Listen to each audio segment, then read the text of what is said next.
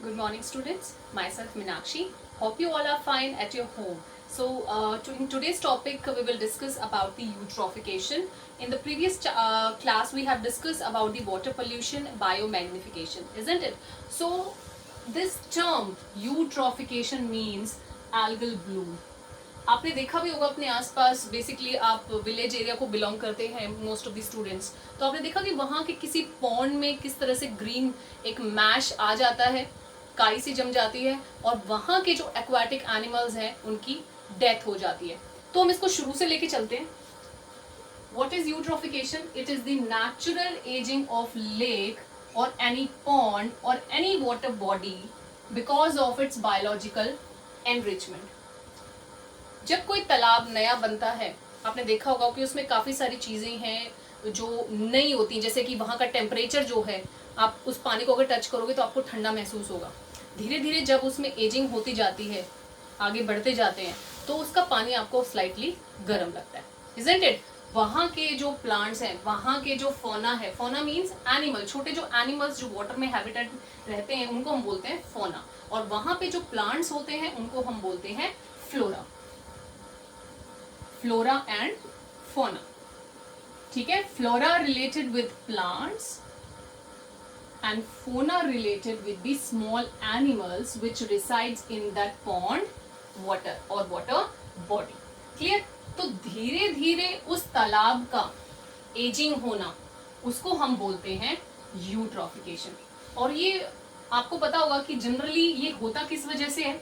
उस पानी के अंदर जो एल्गी है, ठीक है, माइक्रो ऑर्गेनिज्म भी हैं उस पानी के अंदर, जो प्लांट्स हैं, जो एनिमल्स हैं, वहां पर जो न्यूट्रिएंट अवेलेबल है, क्योंकि नए तालाब के अंदर नाइट्रोजन और फास्फोरस ज्यादा होता है, जिसको अपटेक करके ये अपनी ग्रोथ करते हैं, ठीक है? सो धीरे धीरे बढ़ने के साथ साथ उस तालाब का क्या होगा, वो पुराना होता चला जाता है, उसमें एजिंग होनी शुरू हो जाती है। एंड ये कोई फास्ट प्रोसेस नहीं है, बहुत स्लो। ऐसा नहीं है कि आप रात को सोए सुबह तक आपको पूरा तालाब के ऊपर ग्रीन मैश नजर आएगा, नहीं, it's is relatively slow process, ठीक है? अब इस प्रोसेस को हम थोड़ा सा स्पीड अप कर देते हैं। कैसे करते हैं स्पीड अप? चलते चलते कुछ खा रहे हैं, ठीक है, सपोज आप सैंडविच खा रहे हो या चपाती खा रहे हो, चलते चलते आपका पेट भर गया और आपने सीधा पानी में डाल दिया, तो उससे क्या होगा? आपने वाटर के अंदर क्या ऐड किया? न्यूट्रिएंट। एंड इसी न्यूट्रिएंट्स को यूटिलाइज करके क्या ग्रो करेगी? एल्गी, ठीक है? और वहां पे फिर वो एक मैश फॉर्म कर लेती है, उस वाटर सरफेस को कवर अप कर देती है। अब सिक्के उछालने तक तो ठीक था कि हम अपनी श्रद्धा करते हैं, कल्चर के हिसाब से हम भगवान को मानते हैं, सिक्का उछालते हैं, मान्यता है ऐसी, लेकिन हम ये भूल जाते हैं कि at the same time we are polluting their water, right? अब इसको स्पीड अप हम कर देते हैं ह्यूमन एक्टिविटीज की वजह से। कैसे?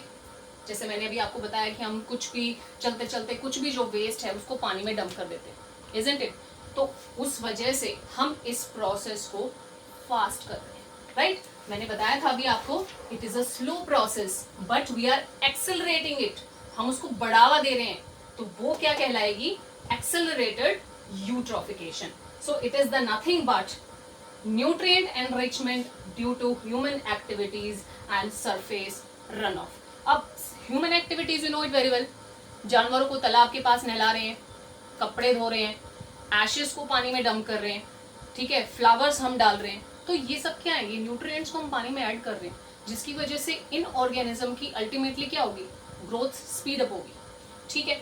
सो फॉर एग्जाम्पल यहाँ डायग्राम में आप देखिए, ये एक लैंड एरिया है और यहाँ पे आप ये जो लैंड एरिया है इसमें ये वाटर बॉडी है, ठीक है, ये तालाब का एरिया है, यहाँ पर सनलाइट एल्गी को मिल रही है, कुछ स्मॉल प्लांट्स हैं, कुछ छोटे एनिमल्स हैं, clear?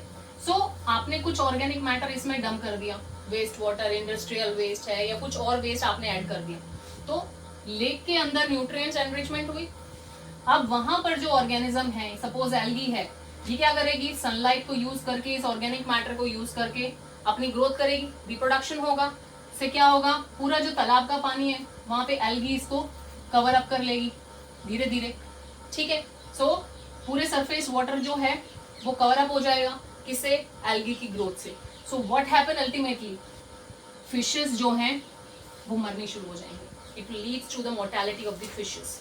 And why fishes died? Because of the oxygen content जो वहां पे थी, वो एल्गी जो यूज कर रही है अपनी ग्रोथ के लिए, पानी के अंदर ऑक्सीजन की कमी हो गई, जिसकी वजह से फिशेस की डेथ होती है.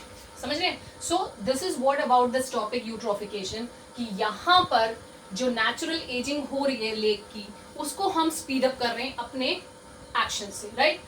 एक और टर्म मैंने आपको बताई थी, सरफेस रन ऑफ.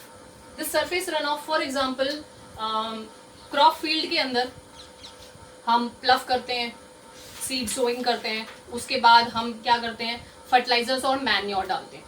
आजकल मैन्योर इतना रेट पे नहीं डाला क्योंकि उससे जो पैदावार है इतनी उभर के सामने नहीं आती, जितना हम फर्टिलाइजर डाल रहे हैं उससे ज्यादा पैदावार होती है. You know it very well. और वो लगता भी कम है. सो फर्टिलाइजर ऐड करने के बाद सपोज नेचुरली बारिश हो जाए तो क्या होगा, वो ढलान जो ऊपरी इलाका था वो पानी बह के आएगा, वाटर बॉडीज में मिलेगा, तो अपने साथ क्या लेके आया है, fertilizers. And fertilizer rich in nitrogen and phosphorus.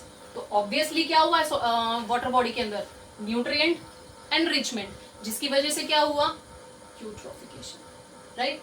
So I think you must have cleared about this topic कि यूट्रोफिकेशन नेचुरल एजिंग है किसी भी लेक की, because of its own biological enrichment to the plants of the animals, right?